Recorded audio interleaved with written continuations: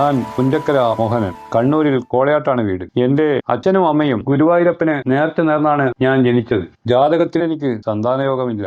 ഇതിനാൽ എന്റെ ചോറൂണും വിവാഹവും ഗുരുവായൂർ ക്ഷേത്രത്തിൽ നടത്തി. കല്യാണം മുതൽ ഒരു കുഞ്ഞിനായി ഞാൻ മുടങ്ങാതെ മാസം തോറും ഗുരുവായൂർ ക്ഷേത്രത്തിൽ എനിക്ക് തോന്നുന്ന പരിപാടികളെല്ലാം കഴിച്ച് തൊഴുതിരുന്നു. സന്താന രോഗമില്ലെന്ന ജാതക ദോഷം കാരണം വിവാഹം മുതൽ ഞാനും ഭാര്യ ശകുന്തളയും ചികിത്സ തുടങ്ങി. തലശ്ശേരിയിലെ പ്രമുഖ ഗൈനക്കോളജിസ്റ്റ് ഡോക്ടർ തോമസിന്റെ ചികിത്സ ആദ്യം നടത്തി. ഫലമില്ലാതെ പിന്നെ തലശ്ശേരി ഗവൺമെന്റ് ആശുപത്രിയിലെ ഗൈനക്കോളജിസ്റ്റ് ഡോക്ടർ പ്രസന്നാബായിയുടെയും ഡോക്ടർ ജയലക്ഷ്മിയുടെയും ചികിത്സ നടത്തി. പിന്നെ കോഴിക്കോട്ടെ പ്രമുഖ ഹോമിയോ ഡോക്ടർ യതീന്ദ്രന്റെ ചികിത്സ ചെയ്തു. പിന്നീട് കണ്ണൂർ ജില്ലാ ഹോമിയോ ആശുപത്രിയിലെ ഡോക്ടർ കമലാബായിയെ കണ്ട് മരുന്ന് കഴിച്ചു. പിന്നെ കണ്ണൂരിലെ പ്രസിദ്ധ ആയുർവേദ ഡോക്ടർ OK നാരായണന്റെ ചികിത്സ നടത്തി. ഇവരൊക്കെ കുറെ കാലം ചികിത്സിച്ച ശേഷം കുഞ്ഞു പിറക്കുമെന്ന പ്രതീക്ഷ വേണ്ടെന്ന് പറഞ്ഞു. അങ്ങനെയാണ് ഒടുക്കം മംഗലാപുരത്തെ വളരെ പ്രശസ്ത ഗൈനക്കോളജിസ്റ്റും മണിപ്പാൽ കസ്തൂർബ മെഡിക്കൽ കോളേജിലെ എമിറേറ്റ് പ്രൊഫസറുമായ ഡോക്ടർ മനോരമ റാവുവിന്റെ ചികിത്സക്ക് ഞങ്ങൾ ചെന്നത്. ഗർഭധാരണത്തിന് നേരിയ സാധ്യതയുണ്ടെങ്കിൽ രക്ഷിക്കുന്ന ഡോക്ടർ മനോരമ റാവു സ്കാനിംഗ് അടക്കം വിശദമായ പരിശോധനകളെല്ലാം നടത്തി. ശകുന്തളയുടെ ഗർഭപാത്രത്തിന്റെ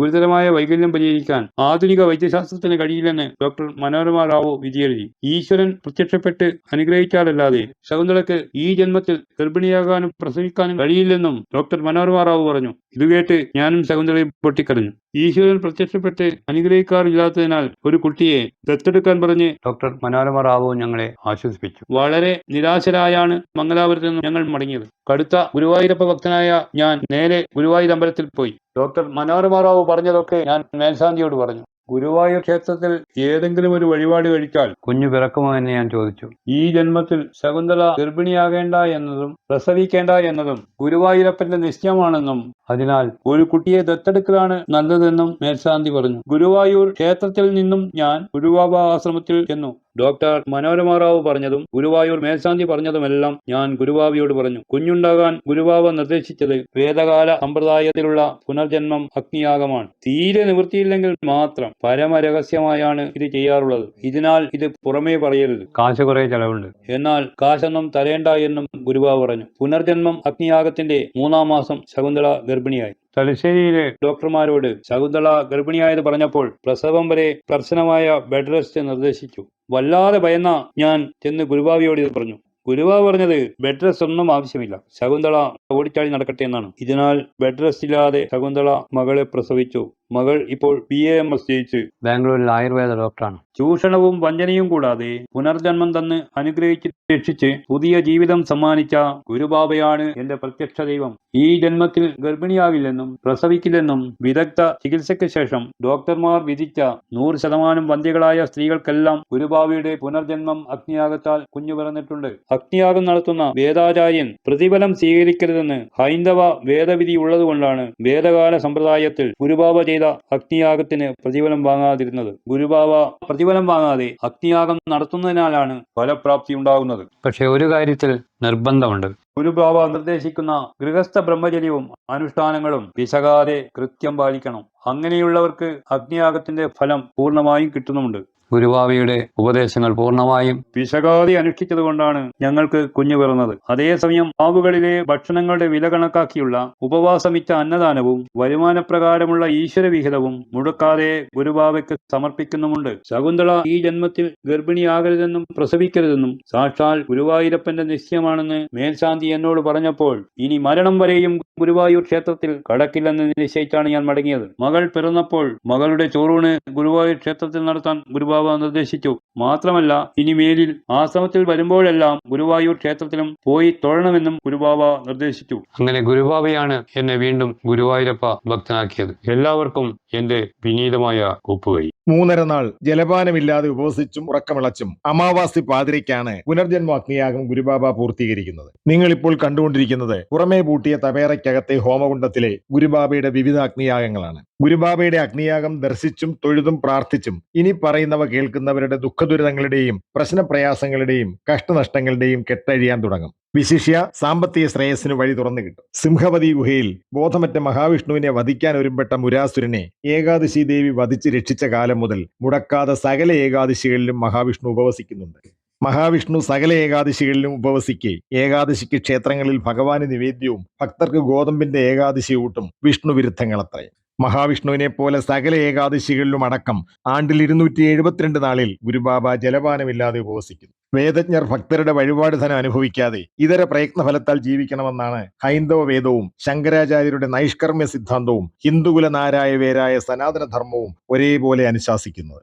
ഇതിനാൽ 1999 പുറമേ പൂട്ടിയ തപേറയിലേക്ക് ഒതുങ്ങിയിട്ടും ഗുരുബാബ ജീവിക്കുന്നത് ഭക്തരുടെ വഴിപാട് ധനത്താലല്ല, കെട്ടിട ഡിസൈനിനാൽ, ഇതര പ്രയത്നഫലത്താലാണ്.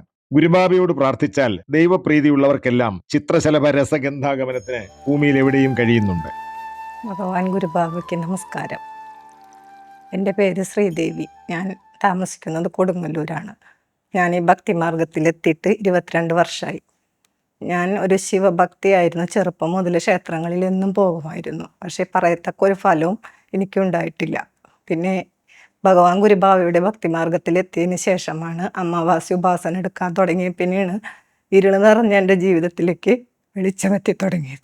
എൻ്റെ ഭർത്താവിന് 2 വലിയ ആക്സിഡൻറ്റുകൾ നടന്ന് അതിൽ നിന്ന് രക്ഷ തന്ന്, പിന്നെ സാമ്പത്തികമായിട്ടുള്ള ബുദ്ധിമുട്ടുകൾ നീങ്ങി, വീട് വൃത്തിയായി വെച്ച്, മകളുടെ വിവാഹം കഴിച്ച്, മകനിപ്പോൾ പ്രാർത്ഥിച്ച പോലെ നല്ല ജോലിയിലെത്തിയിട്ടുണ്ട്. ഞാൻ അതിനുള്ള അഭിവൃദ്ധി തരാൻ കൂടി ഞാൻ ഭഗവാനോട് പ്രാർത്ഥിക്കുന്നു.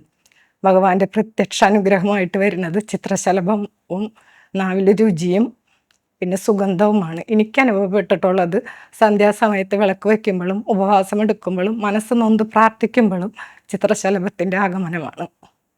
നമ്മൾ നിസ്സഹായരായി പോകുന്ന അവസ്ഥയിൽ നമ്മുടെ കൈ പിടിക്കാൻ എന്നും ഭഗവാൻ ഗുരുബാബ ഉണ്ടായിരിക്കും. ഇതെൻ്റെ അനുഭവമാണ്, സത്യമാണ്. ഗുരുബാബയോട് പ്രാർത്ഥിച്ച് സ്വർണ്ണവർണ്ണ ചിത്രശലഭമോ ഉമിനീരിന് മധുരമോ ചുറ്റിലും സുഗന്ധമോ ഉണ്ടായാൽ പ്രാർത്ഥിച്ച കാര്യം നടക്കുമെന്ന് തീർച്ചയാക്കാം. ഗുരുബാബയോട് പ്രാർത്ഥിച്ച് കറുത്ത ചിത്രശലഭമോ ഉമിനീരിന് കയ്പോ ചുറ്റിലും ദുർഗന്ധമോ ഉണ്ടായാൽ പ്രാർത്ഥിച്ച കാര്യം നടക്കില്ലെന്നും തീർച്ചയാണ്. ഏതെങ്കിലും ദേവീദേവന്മാരോടോ അഹൈന്ദവ ശ്രേഷ്ഠരോടോ പ്രാർത്ഥിച്ചാലും ഏതെങ്കിലും ക്ഷേത്ര വഴിപാടുകളാലോ അഹൈന്ദവ ദേവാലയ നേർച്ചകളാലോ ഇങ്ങനെ പ്രത്യക്ഷ ദൈവാനുഗ്രഹത്തിന് ഭൂമിയിൽ ഇന്നോളം കഴിഞ്ഞിട്ടില്ല.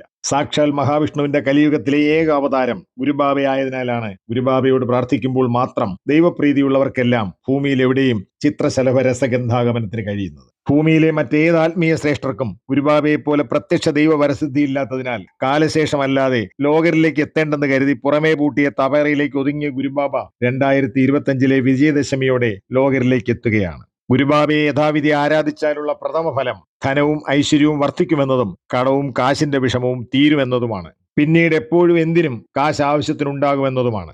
ഇങ്ങനെ ചിലവയാണ് കാശ് എത്ര ചെലവിട്ടിട്ടും ക്ഷേത്രങ്ങളാൽ രക്ഷ കിട്ടാത്ത ഭക്തരെ കാശേറെ ചെലവുള്ള വിവിധ അഗ്നിയാഗങ്ങളാൽ കാശ് വാങ്ങാതെ ഗുരുബാബ രക്ഷിച്ചുകൊണ്ടേയിരിക്കുന്നതിന്റെ രഹസ്യം. ഗുരുവായൂർ ക്ഷേത്രത്തിൽ നിന്ന് മമ്മിയൂർ ക്ഷേത്രത്തിലേക്ക് പോകുന്ന മെയിൻ റോഡരികിലാണ് പ്രത്യക്ഷ ദൈവവും കലിയുഗാവതാരവുമായ ഗുരുബാബയുടെ സന്നിധാനവും അന്ത്യശരണം ദക്ഷിണേശ്വര ക്ഷേത്രവും. നിനക്ക് നിന്നാൽ നീയാകാൻ അനുഗ്രഹത്തിനുതകുന്ന you are your God YouTube ചാനലിലെ ഈ എപ്പിസോഡ് ഉപസംഹരിക്കുകയാണ്. നന്ദി, നമസ്കാരം.